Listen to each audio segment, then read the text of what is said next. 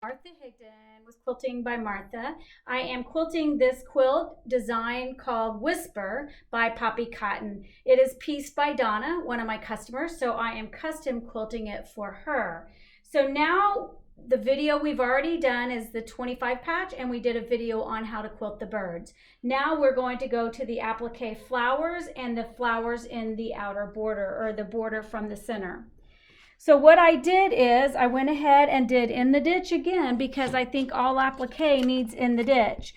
I used the Handy Quilter piece out ruler to go around all the applique. So I did in the ditch, and then I echoed it one time around. I echoed it, and then I add a curly Q, a question mark. I added some curly Qs just to add in some space there. And you can see I just filled in my space. Because the seam in the center, the 4, was sticking up, I had to go ahead and go in the ditch with that seam. Then I crawl up underneath the quilt. I take a picture and I see if this in fact lays flat. And I notice this big section in here did not lay flat. So then I'm still in free motion quilting, and I just kind of went around that flower to make that applique lay flat.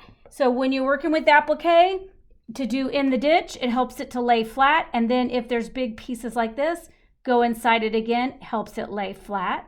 Again, I had some space around it, so I just added those question marks, curly Qs around, and one more echo around, keeping it consistent to the way I've quilted the rest of the quilt. So then I have the big squares down at the bottom, the big flowers. The first thing I did is I have already gone in the ditch around all the big flowers. Now I'm just going to do the stem here for you. I am in free motion cruise, and I am going to do needle up, needle down, bring the bobbin to the top, and I'm just going to do some curls to fill this in. And then I'm going to make a leaf inside of the green, come up here, do a curl, come up here, do inside the leaf, do a curl, and then fill out the curl here. And that's how I'm doing my leaf. All right? So I'll get started.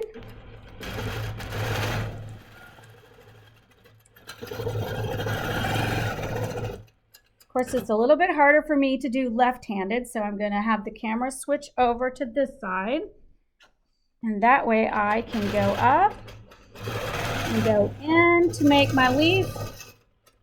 Come up, do a swirl, come back up, do a leaf. Come back up, swirl, and then come back over here to fill in this area.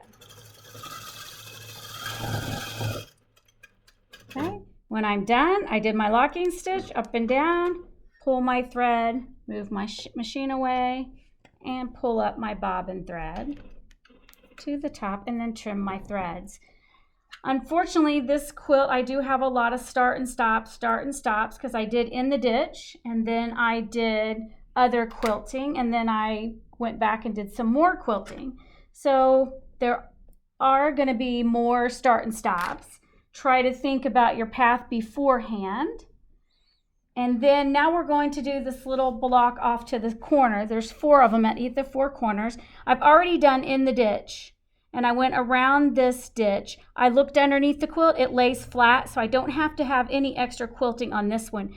The one in the center was just larger. So here, the same thing I'm going to do is I'm going to do one echo around, and while I'm echoing, I'm going to add some curly Qs or question marks. So needle down, needle up, bring the bobbin to the top. Again, I'm in free motion, so this quilt I was able to do free motion, rulers, Pro Stitcher, and using Pro Stitcher software. All right, so then I get started, I do my locking. I'm using my Surefoot because I've been going back and forth with ruler, so I am eyeballing my 1/4 inch away to do my echoing instead of switching back and forth with my echo foot. I do a curly Q to fill in that space. Come back around. There's some space here. Fill it in with another curly Q.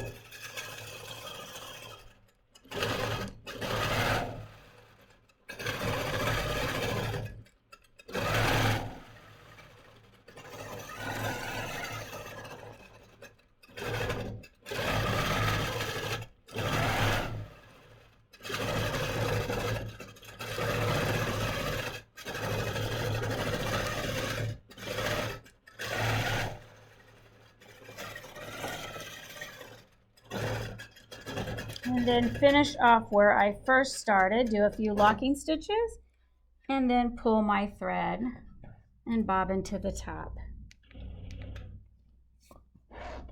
Okay, and then trim all my excess threads off. And that's how I did the flowers. Now, I have one more flower that I'm going to show you, and I used Pro Stitcher for that. So I have to turn Pro Stitcher back on. So you heard my gears. And then I'm going to have you look up here. So I saved it so that I didn't have to keep recreating it every time. So I go up here to Workspace and open. And there it is, called Flower Center. I double click it and it comes to my screen, and it's got a pink dotted line around it. So first thing I do is I want to clear that area. So I cleared the area, and now I have to create a new area around this block. So under the area tab, I'm going to use my handlebars, and I'm going to do, whoops, wrong one, multi-point, multi-point, multi-point, multi-point, multi-point, multi-point, multi-point. Hit my house refresh. I need one more multi-point. Okay, and that is my area. I need my design in my area. So I went to Modify, Align It, and align it to the center. You have to remember which function you used. I remember that I aligned it. I didn't skew it, because then skewing would have taken it right to my piecing line. So I used this. It's called the Flower Square Petal. It's included with the Pro Stitcher block designs when you buy Pro Stitcher. And then I'm just going to quilt that out. Pro Stitcher, quilt and run. Proceed. Pull up my bobbin to the top. She'll do her locking stitches.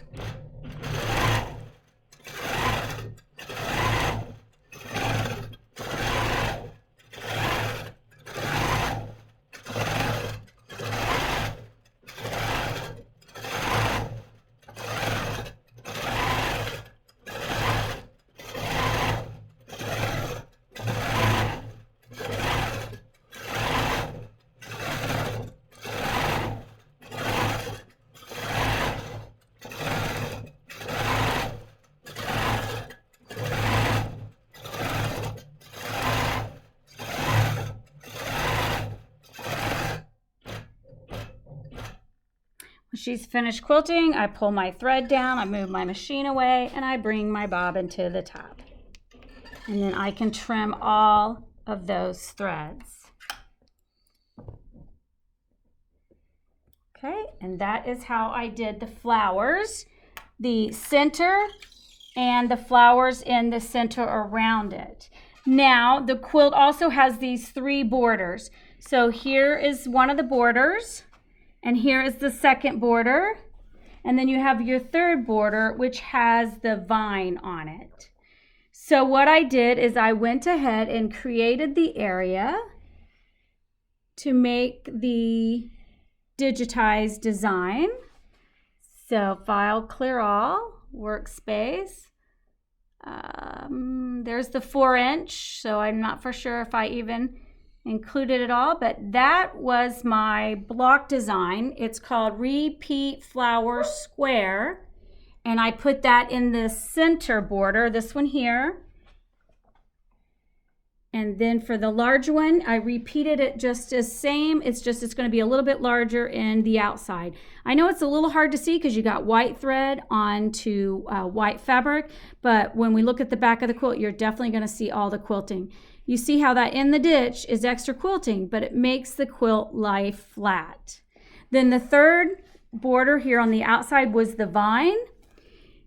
I had a couple options. Normally I would like to do feathers, but because of the unevenness on both sides, it was going to be very difficult to keep my feathers consistently the same size. Plus I already had this crosshatch here in the block, so I decided to just do the straight lines. So all I did was use my in the ditch ruler.